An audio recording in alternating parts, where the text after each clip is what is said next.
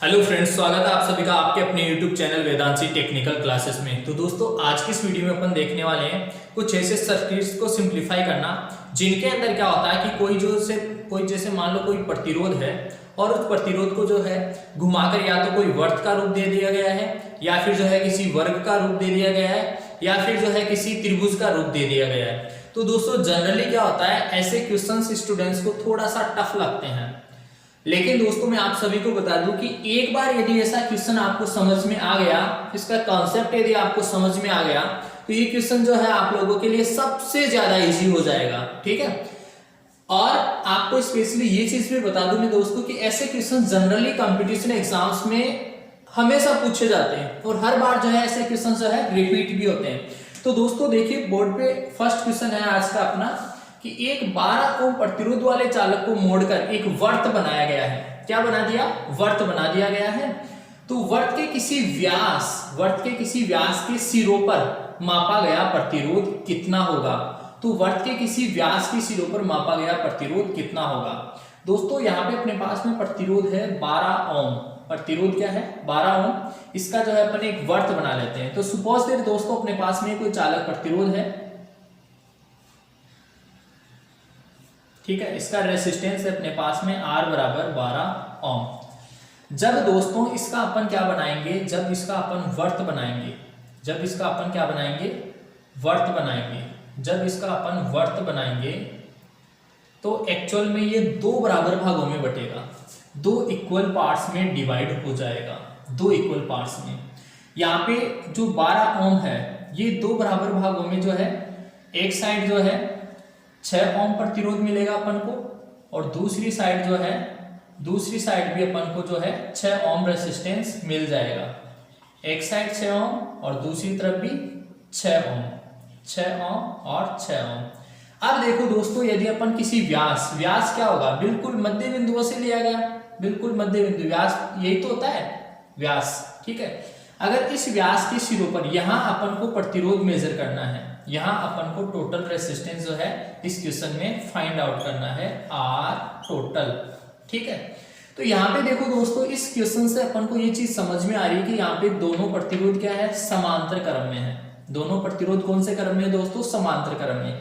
मैंने आप लोगों को बता रहा है कि जब दो प्रतिरोध समांतर क्रम में हो तो तुल्य प्रतिरोध इनका आधा हो जाता है। यही क्वेश्चन यदि ऐसा होता है दोनों श्रेणी में है तो दोनों आपस में जुड़ जाते हैं और 12 मिलता है अपन को। और यही यदि दोनों समांतर में है तो तुल्य प्रतिरोध यहाँ पे R टोटल अपन को मिलेगा दोस्तों कितना, 6/2, मतलब 3 ओम। कितना आंसर आएगा दोस्तों? 3 ओम। 6 और 6 जब समांतर में जुड़े हुए हैं, दोनों समान मान के हैं, तो हमेशा डायरेक्टली आंसर लिख दो, उसका आधा कर दो, दोनों समान मान के हाफ कर दो। ठीक है दोस्तों, ये तो हुआ इसका नॉर्मल तरीका। ठीक है। ऐसे क्वेश्चंस को दोस्तों अपन डायरेक्टली ऐसे भी कर सकते हैं। यदि 12 ओम का कोई प्रतिरोध है, ठीक है, जितने भी ओम का प्रतिरोध है, यदि वर्त बनाया गया है, क्या बनाया गया है दोस्तों? वर्त। तो व्यास के सिरों पर, व्यास के सिरों पर जो प्रतिरोध होगा, प्रतिरोध वो दोस्तों डायरेक्टली आप निकाल सकते हो R/4, R/4 इस सूत्र से। ठीक है। तो यहाँ पे R कितना था? 12 और 4 का भाग देंगे तो कितना आएगा दोस्तों? 3 ओम। सेम आंसर फिर से आ जाएगा। ठीक है, आया समझ में? यस। तो डायरेक्टली कुछ नहीं है दोस्तों क्वेश्चन, यदि 12 ओम दे रखा है तो डायरेक्टली 4 से भाग दे दो, 4 से भाग देते आंसर आ जाएगा 3, जो भी। ठीक है। ठीक इसी प्रकार जैसे मान लो यहाँ पे 20 ओम का प्रतिरोध होता, ठीक है, 20 ओम का। एक एग्जांपल और कर लेते हैं। मान लो कि यहाँ पे क्या है, 20 ओम है, ठीक है, 20 ओम। तो 20 ओम के लिए यदि अपन इसको सिंप्लीफाई करेंगे तो कितना आंसर आएगा? डायरेक्टली आप लोग देखो, 20 ओम का है यहाँ पे 20 ओम, ये कितना हो जाएगा? 10 ओम। ये भी कितना हो जाएगा? 10। तो क्या हो जाएगा? 10 का आधा, 10 का आधा, 10 का आधा कितना आ जाएगा? 5 आएगा ना। और डायरेक्टली फॉर्मूले से देखें, R/4 से, R व्यास, व्यास के सिरों पर R व्यास, 20/4 कितना आएगा दोस्तों? 5 ओम। तो या तो इस फॉर्मूले से कर लो या फिर इस फॉर्मूले से कर लो, डायरेक्टली आंसर आ जाएगा। ठीक है। यस। नेक्स्ट क्वेश्चन देखो दोस्तों, दिए गए वर्ग के किसी विकर्ण के सिरों के तुल्य। किसके तुल्य दोस्तों? विकर्ण के सिरों के तुल्य। दिए गए वर्ग के विकर्ण के सिरों के तुल्य। वर्ग के विकर्ण के सिरों के तुल्य। विकर्ण दोस्तों आपको पता होना चाहिए, विकर्ण ये होता है, ठीक है। विकर्ण क्या होता है? ये होता है, ठीक है। इसके सिरों के तुल्य, इट मीन्स या तो ये ले लो, ये वाला विकर्ण, या तो AC विकर्ण ले लो, या फिर DB ले लो। सारी की सारी वैल्यूज क्या है? सेम है, तो यहाँ पे कोई दिक्कत नहीं है। यानी कि अपन को यहाँ पे इन दोनों सिरों के मध्य क्या करना है?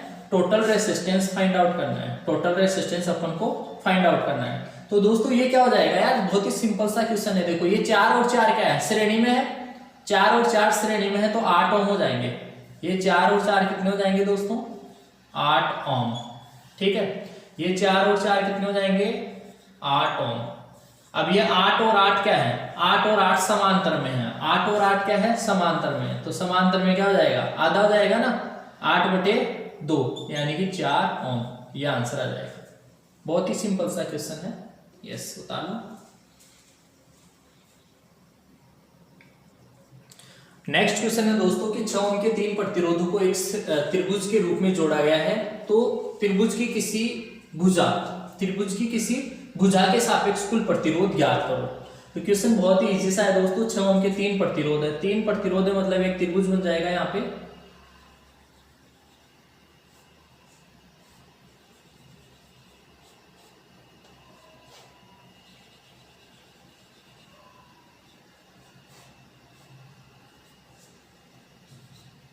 ABC किसी भुजा के सापेक्ष। तो सपोज दैट इस भुजा के सापेक्ष अपन को फाइंड आउट करना है।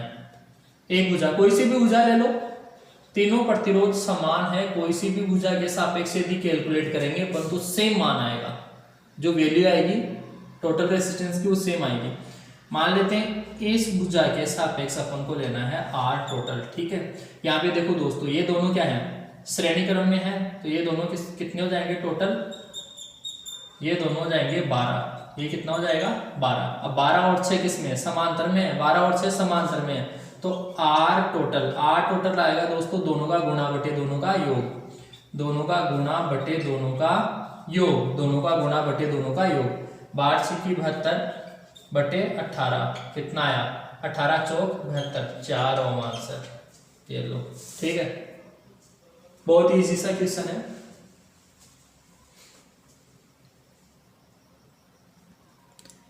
नेक्स्ट क्वेश्चन है दोस्तों, जैसे 3 प्रतिरोधों को एक त्रिभुज के रूप में जोड़ा गया है। तो त्रिभुज की भुजा PQ के सापेक्ष कुल प्रतिरोध ज्ञात कीजिए। यहाँ पे 3 अलग अलग प्रतिरोध है दोस्तों, 3 ओम, 3 ओम और 6 ओम। तो भुजा PQ के सापेक्ष अपन को जो है कुल प्रतिरोध ज्ञात करना है। कैसे होगा दोस्तों? ये दोनों क्या है? श्रेणी क्रम में है। तो ये श्रेणी क्रम में है, तो कितना हो जाएगा? 3 और 3 6 ओम। 6 और 6 आपस में समांतर में है दोस्तों। तो यहाँ पे R टोटल 6 और 6 समांतर में है, तो आधा कर दो। समांतर में तो आधा, ठीक है। तो क्या आंसर आ जाएगा? 3 ओम, ठीक है। 3 ओम। अब देखो दोस्तों, एक क्वेश्चन मैं आप लोगों को जो है होमवर्क के लिए दे रहा हूं। इस क्वेश्चन का आंसर जो है आप लोग कमेंट बॉक्स में कमेंट करके बताएंगे। 5th क्वेश्चन आज इस वीडियो का लास्ट क्वेश्चन है, और इसका आंसर जो है आप लोग कमेंट बॉक्स में कमेंट करके जरूर बताना दोस्तों।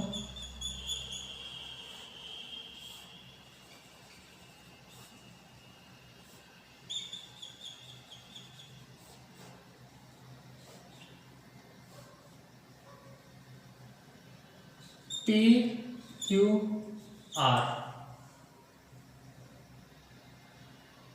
यह है, मान लेते हैं 5 ओम, ये है 5 ओम और ये 10 ओम है। तो PQ के सापेक्ष जो है अपन को टोटल रेजिस्टेंस ज्ञात करना है। तो इसकी वैल्यू जो है दोस्तों, सिंपल सा क्वेश्चन है, इसकी वैल्यू आप लोगों को जो है कमेंट बॉक्स में कमेंट करके बतानी है। तो ठीक है दोस्तों, आज की इस वीडियो में इतना ही। मिलेंगे आपसे नेक्स्ट वीडियो में, तब तक के लिए बहुत बहुत धन्यवाद।